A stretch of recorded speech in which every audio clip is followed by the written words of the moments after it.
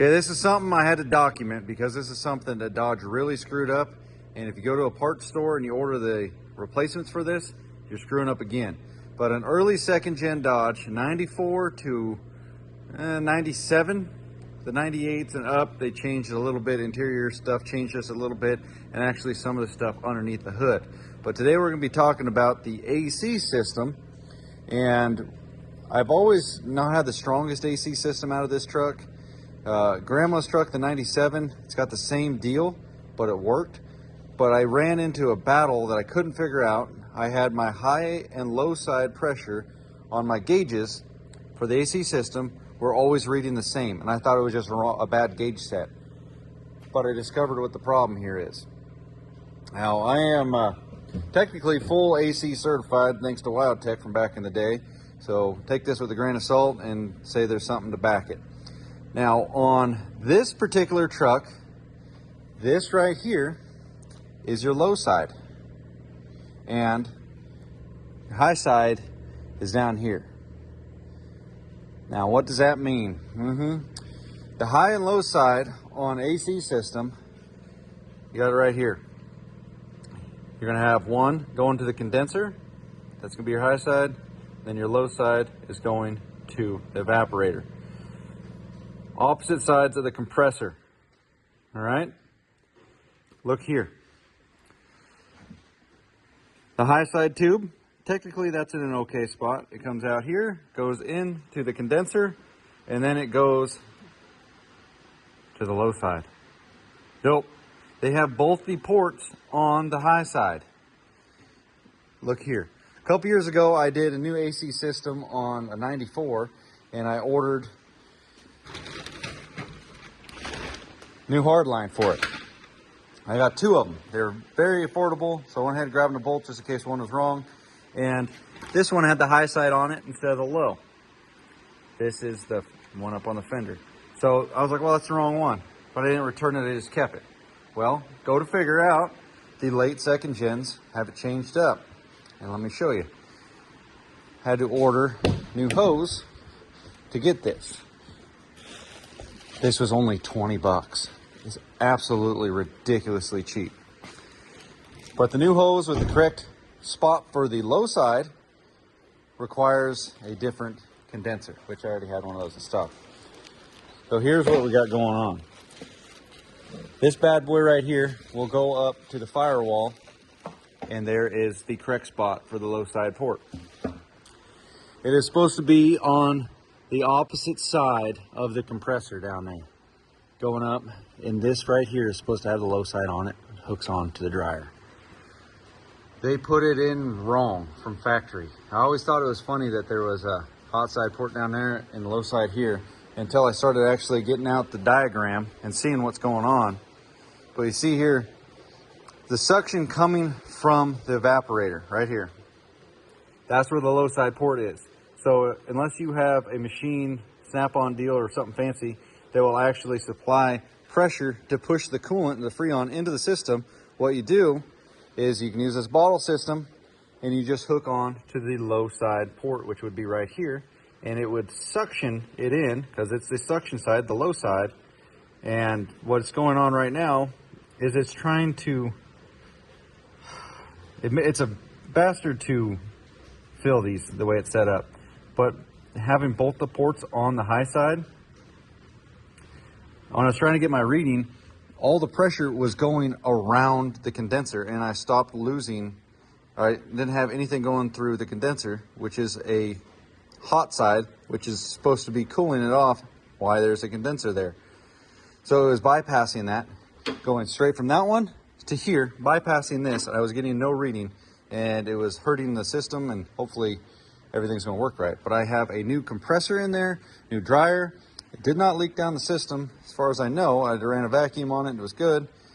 But we're going to go ahead and clean out the evaporator. We're going to swap out the hard line, the soft line, and the condenser, and put the ports in the right spot. Long-winded explanation of just some stuff just not put in right. And it took me quite a while to actually realize what the issue was. And from now on, if anybody brings in something for an AC system like this, I'm going to tell them they're going to have to modify it. And it's really not that out of line to get a new AC system. If the evaporator's good, you don't have to pull the dash. Theoretically, it should be right as rain. But I wanted to document that because I just thought it was the weirdest discovery that they had both ports on the high side, which is not right at all. All right, I'm pulling a vacuum on the system right now. Pull it down. That's about all this vacuum pulls it down to is 20, something like that. Can't quite tell. Let it pull, clean the system, and I blew everything out before I put it on there. One of that $20 line, that thing was kind of didn't actually get the little, it's got a ring spring inside this, and you push it past it, it clips in. Then it's got this on there for a secondary. I was having a mother of a time getting that thing to go on. So, just got the secondary. That's not ideal, but this is my truck and that's what we're running with. Did notice I had a boost line leak down there. You can crimp that off with a hose clamp. And see how this thing does holding its pressure here. All right, cold air coming out. It's kind of a cold day right now, but the compressor's kicking on and off.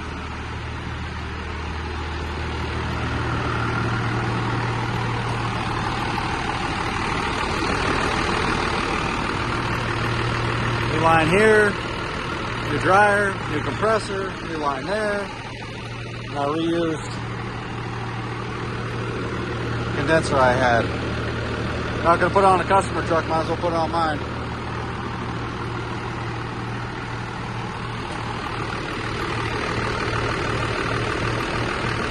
Well, that's nice and chilly there.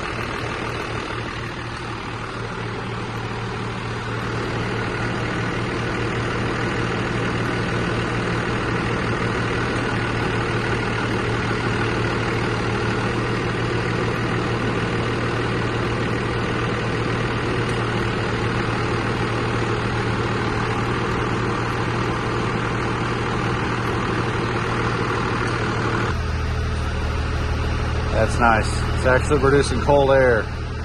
Wow.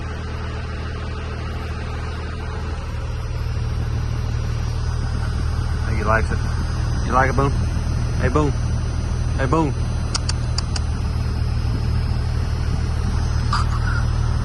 He's tired, buddy. Gotta visit the sheet. 65 ambient temp. 25 to 35 on the low side, 135, 155 on the high. I'm gonna say it's at least maybe topped out 65.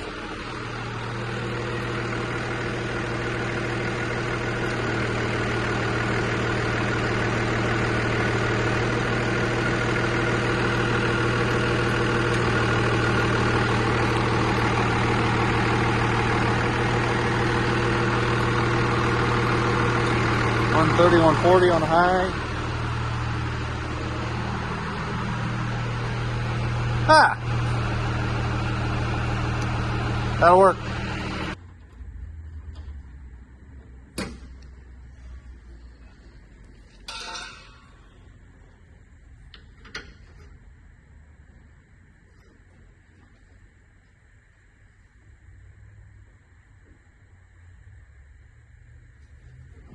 Just fogged it a little bit right there from this guy. Scared me.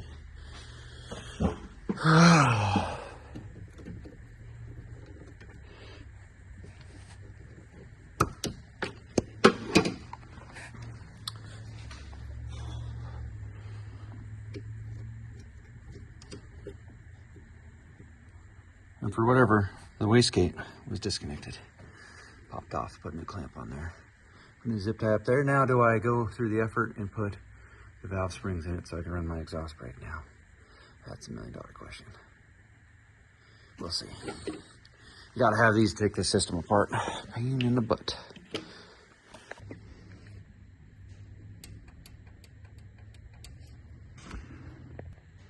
Well, I'm finally getting around to putting in the 60-pound valve springs.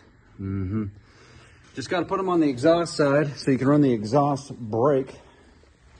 This right here is the stock unit, and then the 60-pounder.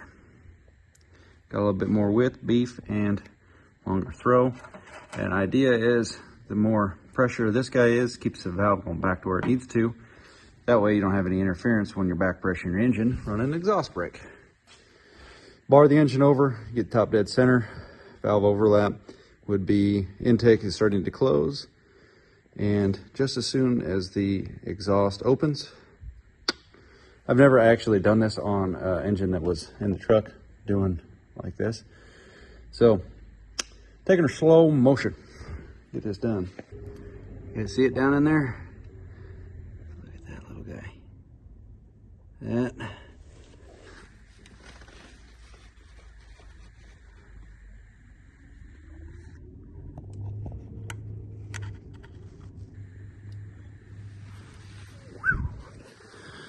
Glad I was paying attention. There was a stud right here for the valve cover, and I had a couple spacers on it that I put on there when I was 20, just so that it sat up above and didn't rattle on my valve covers. Dropped one of the washers. Glad I was paying attention, because that would have fallen down into the engine had I not paid attention to that. For the final 2 valve springs of this, we're going for cylinder number 3 valve overlap right now, which means the intake valve is closing, coming up, and just as soon as the exhaust valve starts to open, meaning it's going down, you're there. So let's bar it over. Got about 5 feet worth of extensions.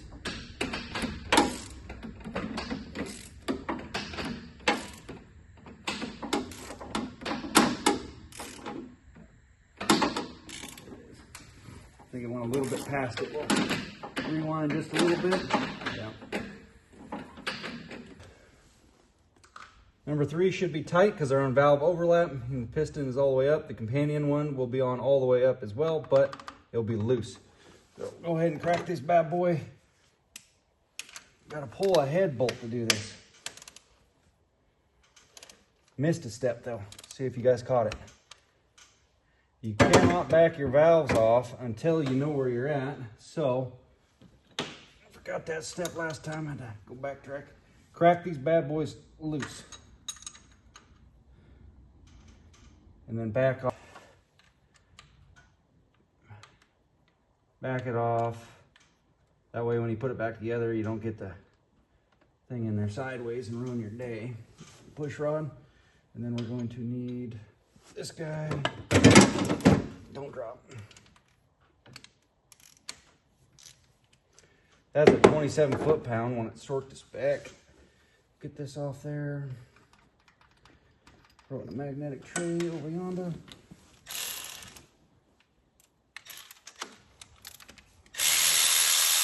There's a head bolt right here. Do these one at a time. Stay in there, push tube. Then you're gonna take your handy dandy tool right here. It's got a little dowel sticks out, goes down in the head stud hole. It lines everything up nice. Seat's flat, lines it all up good. Allen to tighten that down.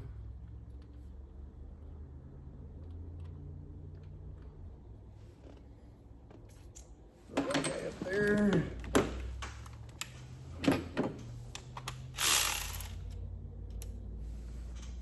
Now, don't get too ahead of yourself. Your valves are going to go down with the springs like they would in operation, but you want to make sure it's going to hit the piston so that your valve doesn't fall all the way into the engine.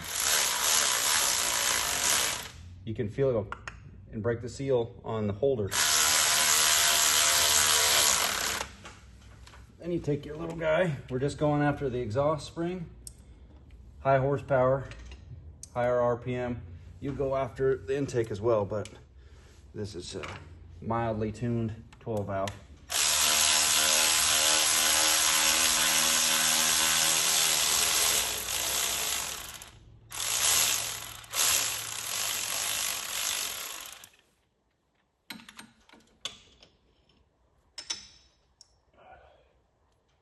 Now your valve hitting the piston.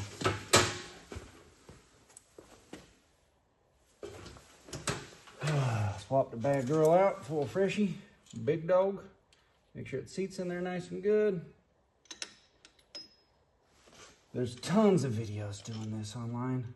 This is just following the build. Kind of a project. Make sure that's kind of halfway lined up, or else it kind of binds up and you gotta hit it with a hammer.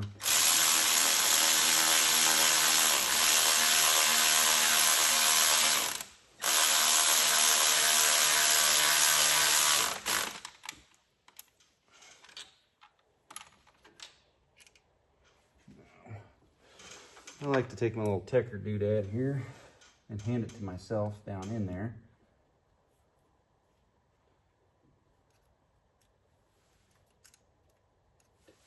Buried in deep.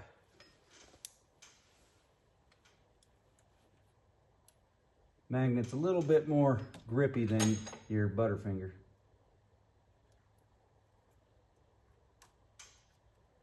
Don't quite go down.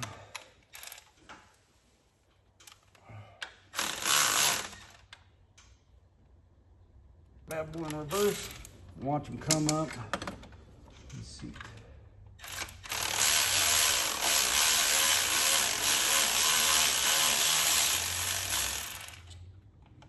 There we go. Do a full valve lash.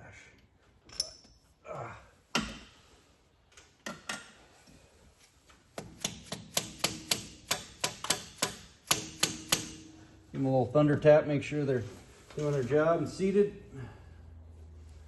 Put the valve rocker bridge back on. Make sure you got your push rods where they're supposed to be and settle down. Get in there.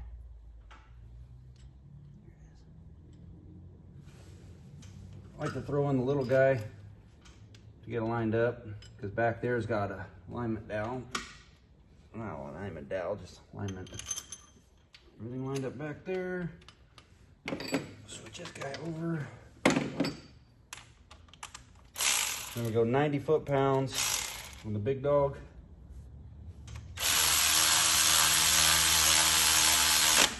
Then 125. 125 is the mofo. Is that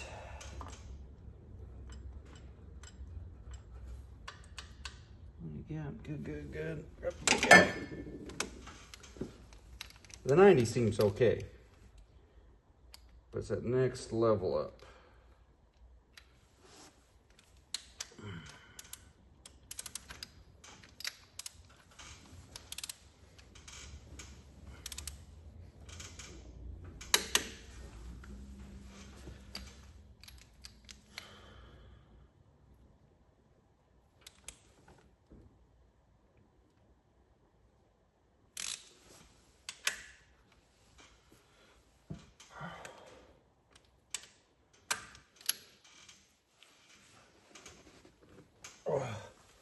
The push method just seems like a lot more effort than the pull.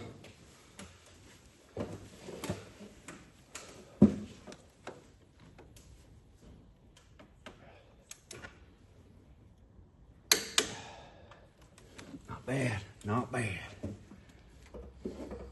Put it back right there somewhere, don't fall to the ground.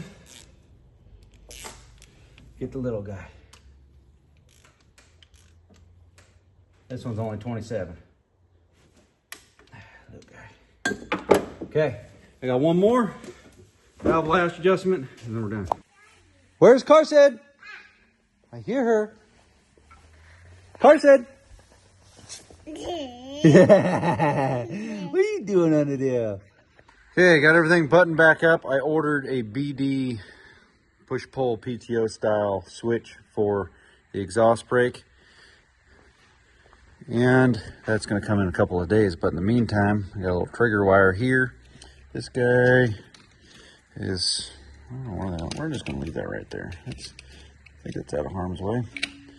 That is the discharge for the exhaust brake. Yeah, it should be fine. I'll get a zip tie on it. But anyway, get this mess out of there. These little pans are pretty slick. Magnetos on the back side. Everything's hooked up, wired up. I got these chicken lights right here. This is the only one I have hooked up. That's for the front fogs. And I mean, they're all got power and discharge, but You can hear it. That's for the exhaust brake right now until I get the push-pull. So we're going to take it for a test drive. I already started the truck up. Everything's good to go.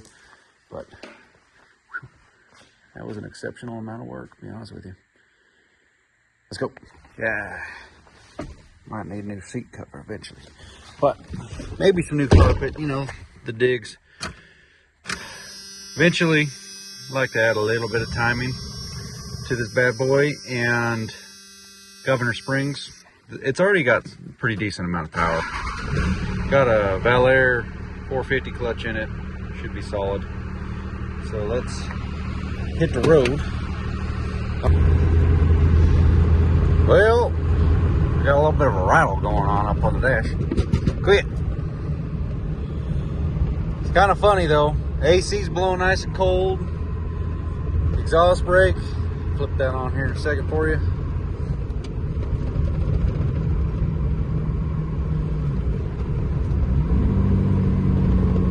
That's pretty cool. Need to get it on the stick shifter over there, but that's two things that Dodge messed up on the early second gen. Well, I guess Cummins kind of failed on the valve spring thing, because you know why? The exhaust brake, that thing wasn't really invented yet, you know?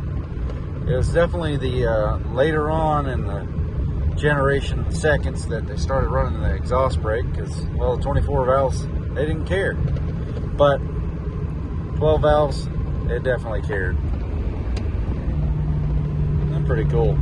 Always wanted an exhaust brake on this truck. We're good.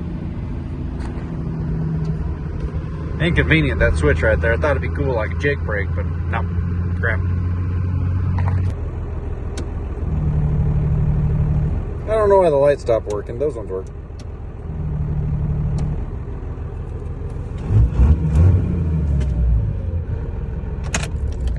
All right, double check the oil, make sure it hasn't turned colors on us, you know, since we just pulled out the head bolts. Do one at a time or else you got yourself a problem. Honestly, I think my retorque was a little bit heavier than what the initial was. You can still see the factory units. That's a leak from setting stuff right there. Not a leak, but just moisture. But, oh yeah, I swapped out the cover. It is a factory 215 engine, by the way. Yeah, so exhaust brake installed. AC is blowing freaking cold. I had to turn it off because, you know, wintertime still. But I am stoked to finally have that set up like that. So the difference here, what are we running? Okay, let's talk about the 96 and the sport truck, because they're both on the same wavelength at this point. Yeah, we got quite a bit of stuff tackled on this truck. I don't even remember what I've shown on YouTube as far as what I've added to this truck. But now they both are running a Banks exhaust brake. Did swap out to an HX35 on this truck, so it's definitely got more ripping potential. But right off the factory floor, the 01 definitely has a lot more options thrown at it. Simple things like hydro boost. Yep, nice. Dual piston calipers on the front. It is an 01 flat, not 01.5, so it does have drum brakes on the back still. So that matches the category of this one. Vacuum assist, single piston, stopping power is not as good on this rig, but now they both got a BD. Exhaust brake. This one has been 5-speed swapped, even though it's got the factory 215 engine. And then this one is a NV5600 swapped rig. Reflash the computer. Unless you got the PCM, it seems to be a hassle. I did have Smarty send me a flash so I could put, you know, a stick shift tune on it. But I think I need to do what I did to that one and put a switch and see if I can get the cruise control working for this. I don't know what's going on with the 96. I think there's something got to be going on with the, maybe the buttons or something on the steering wheel aren't getting the math out. Something like that, I don't know. But freaking stoked that the AC is working good on this. And as far as what I'd like to add to this truck long term, it'd be nice to get that cruise control dialed. I don't know if I'm going to spend any more time with that because I might go down a rabbit hole. It's got the airbags. Really, only thing left to add to it would be different gearing. That'd be cool just to talk about if we had a gear vendor, but those are silly expensive and a little bit more effort to go into it. I do have a good fresh rear end that came from the donor for the engine swap and the trans swap. But then it leaves me with the front end. I did pull the front end off that low mile rig and put it underneath that green truck from back in the day. But yeah, I need to drive this one more. Let's look at the 98. I haven't driven this thing. I'll show you the plate in the back to see what year I parked this thing. I haven't put any sticker on it or nothing. So this bad boy would be running a HX35. So it's got some Haas. And man, it's just so much cleaner in here with a Hydro Boost. Look how much more room for activities there is. It's ridiculous. But this thing's got added timing, governor springs, fuel adder, wastegate kind of dealio, the basic end of the, the start of the power. This thing definitely rips. It could probably use more lift pump pressure, to be honest with you, because it kind of flattens out on its face. But no, this truck is a nice rig. It's in really good shape. Both these, right from the start, this truck, original paint. This one's got a couple paint jobs on it, but it's crazy how much it had a battery blew up right here, so it kind of blew out the hood and screwed things up there. But I mean, this is a really nice truck. It's got 230,000 miles on it. I've only driven it 3,000 miles. I think I've driven that thing almost as much since I got it back. I had a G56 swapped on this bad boy, but I do have a Banks exhaust brake that I would entertain putting on this truck. But I only got a couple cracks on the port dash on this thing. I should have kept my sun visors up. I'm just slacking. Got the old school Browning on there. Yeah, anyway, 98, you know what that means. Got them doors. But it's just hard to drive one of these on a regular basis when you need something that's got some towing capability on a regular basis. That's why these two are still here. I've had this thing for 7 years. Had this thing longer than I had that originally. Can you believe that? Anyway, long-winded outro, but we got some work done on the 96 that I've been really postponing on. So I'm very excited I got that done. And you know what's funny? Everything that I just listed I would like to do to the 96 is already done on Grandma's truck. 6-speed swapped. It's got the airbags, it's got the correct gearing. It's got a Banks exhaust brake on this one. Valve springs already done. AC works and all that. You know what? As we're just talking for days, let's go ahead and investigate what we got going on up here, because I'm pretty confident that I didn't swap out all the AC lines, and this AC works great. Yeah, see they're running the low side right here and the high side down there. These are the original lines. I would put money on it from the truck. This is a new one here, I think, though. Yeah, but it worked. Figure that out. This one's got governor springs, HX35, BD brake, turned up. It hasn't been messed with the timing. This one gets up and goes pretty good, but by far the best ripper as far as, throwing boost at it, it's got to be the 96. It'll outboost all these trucks without a problem. This one's head started too. Pretty sweet truck. All right, see you guys.